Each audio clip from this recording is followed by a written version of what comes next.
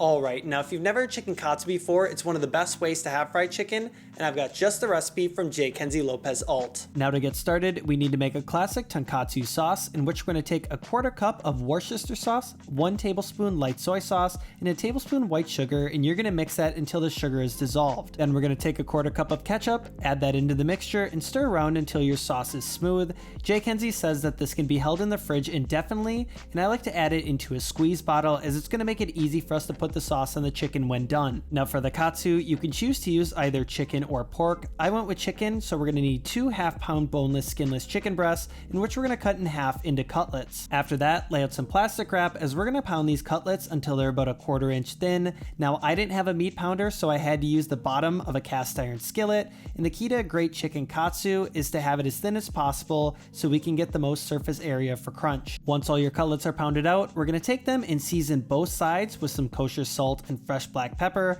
This is a really important step as it's going to ensure that the chicken has plenty of flavor after we coat it. The first step of the coating is pretty simple in that it's just 1 cup of all-purpose flour, seasoned with some kosher salt and black pepper, and stir around until everything's even. Then in a separate dish, we're going to add 3 thoroughly beaten eggs, and in another, we're going to add 1.5 cups of Japanese-style Panko breadcrumbs, in which we're going to season well with some more kosher salt and black pepper. Now for coating the cutlets, we're going to start by adding it into the flour mixture and ensure that it's fully covered and shake off the excess. Then we're going to add into the egg mixture. I try to do a 2-hand technique to avoid a mess if possible.